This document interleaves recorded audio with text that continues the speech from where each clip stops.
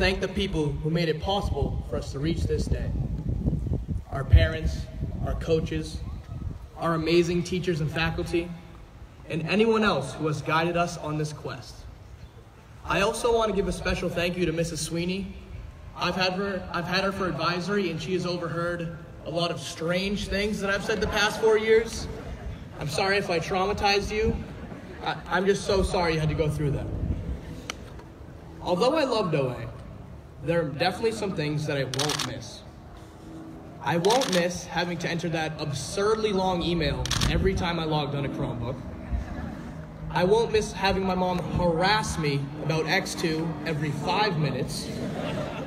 And I especially won't miss the massive pit stains I got each time I made the trek from gym to math on the 3rd floor. Because they were disgusting.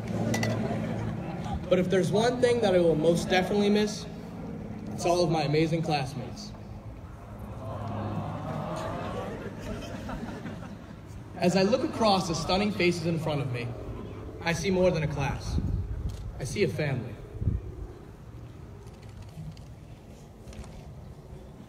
Many of us have been lucky enough to be together for not only these past 4 years, but for basically our entire education. I am still close with many of my friends whom I've met at Moreau Hall, which all Moreau Hall grads agree is by far the best elementary school in Easton. Hey, Hawks for life. Despite the elementary rivalry, one thing that I've noticed at Oliver Ames, or at least for our class, for the most part, we all get along. As much as I loved watching a good old-fashioned atrium brawl, I am also happy to say that I haven't seen a fight since I was an underclassman and have never seen a scuffle between 2 people in our grade.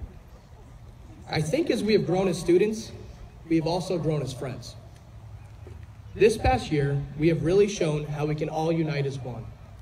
As our fearless leader, Matthew Campbell, mentioned, Pack the Turf Night is a perfect example. I'll never forget watching about 200 of my classmates, all wearing white, run as fast as they could once the police showed up.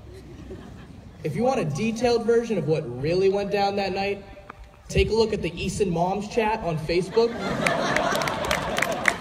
because they were talking about it for weeks. But the part that the loving and concerned mothers on Facebook left out is how our class came together that night. Running from the cops is the great equalizer. When the feds showed up and everybody ran, cliques disappeared. Kids who had never talked before ducked behind bushes and became instantly connected. That night, we all realized that it isn't about who you hang out with or what sports you play. It's about kindness, compassion, and not having your name written down by a police officer. Senior Turf Night set the tone for our entire year. It led the way for memories like watching Sean and Kevin Walsh engaged in a 10-minute-long tug-of-war match. And to be honest, they looked so much alike, I don't think anybody knew who won. Or when the whole class went to Nantasket Beach for senior skip day, and all of us had to make a Hajj to Sam McGinnis's safe haven 20 miles down the beach. Everyone put their difference aside and decided to just have fun this year. And we did exactly that. We realized that staying within your comfort zone and trying to seem cool isn't really all that cool. And we started to appreciate all the amazing people within our grade. I hope that we can all bring that mentality into our futures and be as open-minded as we were this year for the next chapters that we will face. Our whole lives, we learned about what has come before us.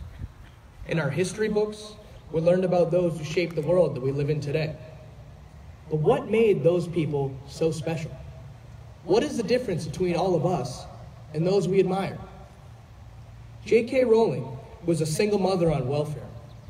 Drake was just a kid in a wheelchair on Degrassi. Wes Paul was just a kid from North Quincy. It doesn't matter how humble our beginnings, we can still do whatever we want in this life. In marketing, I remember hearing a Steve Jobs quote that will stick with me forever. Everything around you that you call life was made up by people no smarter than you. Basically, Jobs is saying that we don't have to follow a template.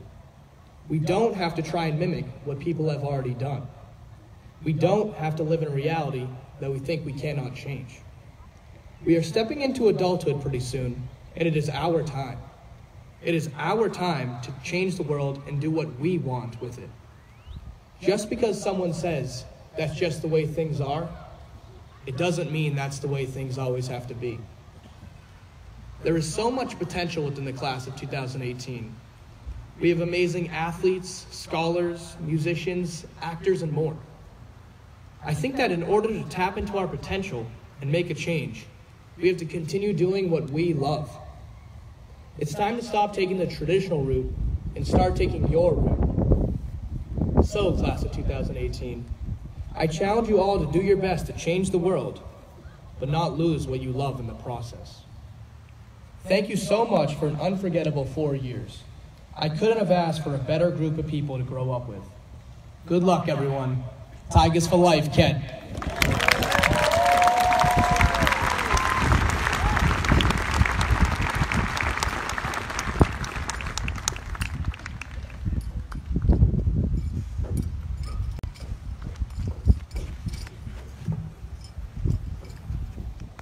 Good afternoon, everyone. In second grade, my class was assigned a project. A pretty big deal at a time when our only homework was to copy down sentences or write in the compliment book. The project was to create a portrait and write a biography of your hero, any one of your choosing. Of course, even though it was only second grade, I was already fairly serious about school and sufficiently intelligent for my age, which my mom attributes to her making me watch Baby Einstein instead of SpongeBob. Her other theory was that my studiousness stemmed from my abnormally large head when I was a baby.